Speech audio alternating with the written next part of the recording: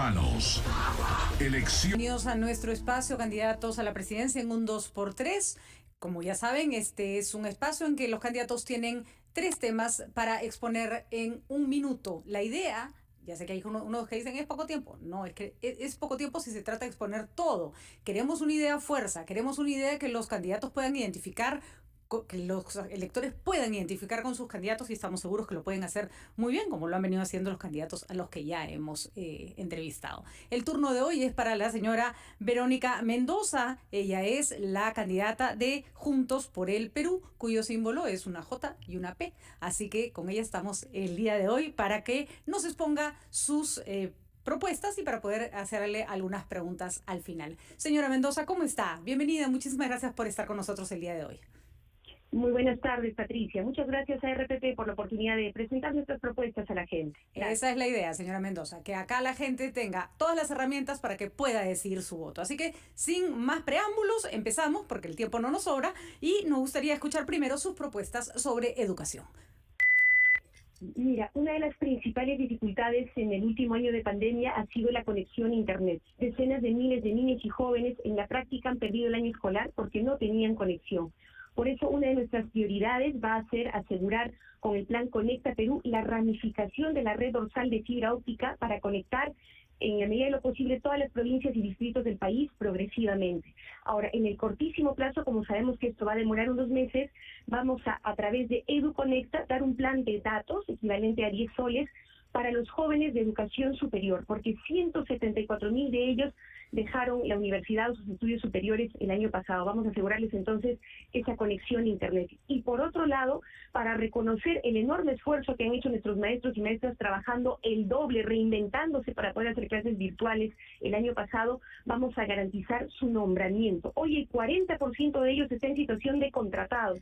Nosotros vamos a incrementar anualmente 50,000 plazas adicionales para que tengan el nombramiento respectivo. Muy bien, nombrar entonces a todos los maestros que están en condición de contratados. Le preguntamos ahora sobre sus propuestas de empleo.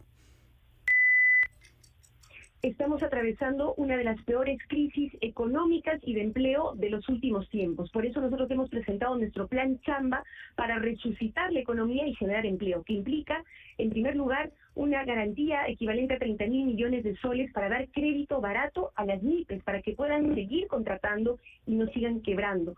En segundo lugar, 2 bonos universales nacionales para las familias que más lo necesitan, para que a su vez puedan comprar alimentos, insumos de primera necesidad, agricultores, comerciantes, MIPES, y eso también ayude a reactivar la economía local y nacional. En tercer lugar, vamos a implementar un plan de empleo masivo temporal, 200,000 empleos aproximadamente en los primeros meses que nos proponemos crear, y finalmente un decidido incremento en la inversión pública, equivalente a 2 puntos porcentuales del PBI nacional, para cerrar brechas de infraestructura en agua, saneamiento, conectividad, pero a su vez generar empleo, ¿no? Estas son las medidas urgentes que vamos a impulsar para reactivar la economía y el empleo. Clarísimo. Sus temas sobre seguridad ciudadana, adelante. Se necesita firmeza y sentido de urgencia para atender los 3 principales problemas en materia de seguridad ciudadana, ¿no? Que es el delito común, el crimen organizado, pero también la violencia hacia las mujeres y hacia los niños, un tema del cual casi nunca se habla, pero que también es dramático en nuestro país. Para eso nosotros sí vamos a impulsar decididamente una reforma policial, que empieza por mejorar la formación de nuestra Policía Nacional en ética, en integridad, pero también en las más modernas técnicas de investigación, de persecución del delito. Además, dotarla de las herramientas necesarias con la tecnología de punta, ¿no? Como la videovigilancia, el rastreo con GPS, que todas nuestras comisarías, por ejemplo, tengan el kit de criminalística, que no todas tienen, para que puedan combatir eficazmente al crimen organizado en particular. Y finalmente, capacitar y dar las herramientas necesarias a las comisarías para que puedan acoger oportunamente las denuncias de violencia que hacen principalmente las mujeres, para que no las dejen en el abandono. Muy bien, claramente sus propuestas, señora Mendoza, que las hemos venido escuchando, además, con consistencia, no solo en esta elección, en otras, apuntan a un Estado, no diría más grande, pero que abarca más cosas, que se ocupa de más cosas. Usted va a heredar un Estado ineficiente. Un Estado que no está acostumbrado a hacer las cosas bien y va a tomarle tiempo que ese Estado sea eficiente. ¿Cómo le damos, por ejemplo, al Estado responsabilidades que en este momento está en incapacidad de ejecutar? Le pongo un ejemplo. Usted ayer ha mencionado, por ejemplo, perdón, en el debate mencionó el hecho de nacionalizar la producción del oxígeno. Y puso usted como ejemplo, los privados lo están haciendo muy mal. Ahora, se refirió a los pequeños distribuidores, que son los que venden el oxígeno a altísimos costos. Los grandes productores no están haciendo eso. ¿Por qué el Estado lo haría mejor? Lo que estamos planteando, Patricia, en este caso concreto, porque la gente se está muriendo por falta de oxígeno y atención oportuna en estos momentos, hemos superado ya los 100.000 fallecidos según las cifras del Sistema Nacional de Defunciones, es que el Estado garantice que el oxígeno llegue gratuitamente a quienes lo necesitan. No podemos dejar morir a la gente por falta de oxígeno. Lo que dice la Ley General de Salud vigente es que en contexto de pandemia, de emergencia, el Estado toma el control temporal de la producción y distribución de oxígeno medicinal. Seguirán produciéndolo y distribuyéndolo quienes lo están haciendo ahora, pero bajo la rectoría del Estado para que se priorice a quienes más lo necesitan y no se vuelva pues un objeto de lucro, ¿no? Como hemos visto con varios otros casos. Esto de manera temporal. De acuerdo. Y el punto es importantísimo si es que usted tiene un Estado eficiente. Porque el problema es que ahí donde el Estado tendría que haber garantizado un oxígeno gratuito, llámese los hospitales, el Estado no hizo su trabajo, eso no es culpa del privado. El privado incluso estaba dispuesto a regalar plantas de oxígeno a hospitales donde el Estado fue incapaz de asumir su parte. Entonces le vuelvo a hacer una pregunta. Las intenciones pueden ser muy buenas, pero ¿cómo hacemos que este elefante se convierta en un caballo de carreras?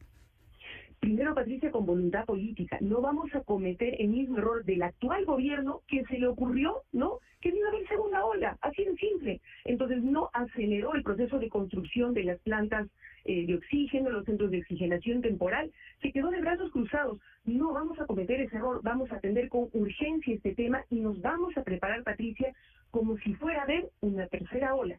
Ojalá no la haya, ojalá no sea necesario, pero tenemos que prepararnos como si fuera a verla, dando prioridad no solamente a la distribución del oxígeno medicinal que ya se está produciendo, sino garantizando que se termine de construir las plantas de oxígeno, los centros de oxigenación temporal, y con un trabajo articulado, Patricia, con toda la sociedad civil. Ha sido fundamental, por ejemplo, el trabajo de los comités comunitarios anti-COVID, ciudadanía, sectores de iglesia y tantos otros que se han involucrado en este proceso, cuyo apoyo necesitamos para garantizar que esto sea efectivo, igual que en el proceso de vacunación. ¿Le reconoce algún mérito a la empresa privada en el trabajo contra la COVID-19?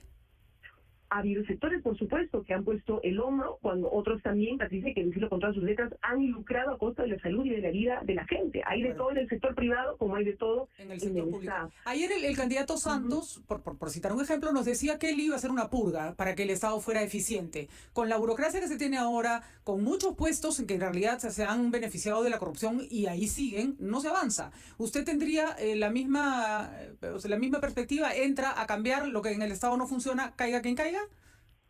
Por supuesto, Patricia, tenemos que implementar una reforma del Estado, con un Estado que recupere su capacidad de planificar, de ejecutar eficazmente lo que se propone, con transparencia total. Una clave, por ejemplo, para nosotros en la lucha contra la corrupción es garantizar que todos los antecedentes de los funcionarios públicos, los presupuestos, licitaciones, contrataciones de todos los niveles del Estado estén en Internet, accesibles al ciudadano, a la prensa independiente, para que puedan fiscalizar la ejecución, ¿no?, de los recursos, la toma de decisiones como un mecanismo para prevenir la corrupción, pero también para garantizar la eficacia de ese Estado. Y eso es una gran medida que se debería haber tomado hace mucho tiempo. Sin embargo, yo estoy hablando de puestos de trabajo. Por ejemplo, tenemos el Congreso de la República con más funcionarios, con más administrativos, con más empleados por congresista del mundo, o uno de los más altos. Tenemos en algunos ministerios muchísima gente que se ha quedado ahí años y que no ha demostrado y que más bien se han convertido en parte del problema, no de la solución. ¿Se atreverá a despedir y a achicar la burocracia para hacer ese Estado que usted quiere más eficiente? Lo que yo creo, Patricia, es que hay que mejorar el servicio civil, ¿no es cierto?, con adecuados procesos de concurso para la contratación, que no pueden ser a dedo, por amiguismo, ¿no?, como hemos visto en los últimos tiempos, sino en función de concursos con criterios previamente establecidos y públicos, para que no haya amarres ni arreglos bajo la mesa. Mejorar también las condiciones laborales de los trabajadores, los servidores públicos. Creo que se puede perfectamente conjugar, ¿no?, una lógica de meritocracia y eficiencia con derechos, con el respeto de los derechos laborales de los trabajadores. En plena pandemia, Patricia, hemos visto como personal de salud que se la ha jugado, que ha estado en primera línea, no ha recibido sus remuneraciones a tiempo, no ha tenido EPPs, no se le han pagado los bonos, algunos están en CAS, no tienen seguro de vida, no tienen seguro de salud. Eso es indigno. Necesitamos funcionarios públicos bien capacitados y también bien remunerados y reconocidos. Muy bien, señora Mendoza, clarísimo, pero ojo, ojalá todo el Perú estuviera trabajando como trabajan nuestros médicos, ¿no es cierto? Hay el sistema estatal que hemos diseñado hace que las cosas se traben por uno y otro lado, así que habrá que apechugar cuando haya que sacar del sistema lo que no funciona. Muchísimas gracias, señora Mendoza, muchísima suerte en su campaña, que todo vaya bien. Son las... Patricia, muchas gracias, buenas tardes. A usted, buenas tardes. Son las 12 en punto, le deseamos suerte a la señora Mendoza como a todos los candidatos.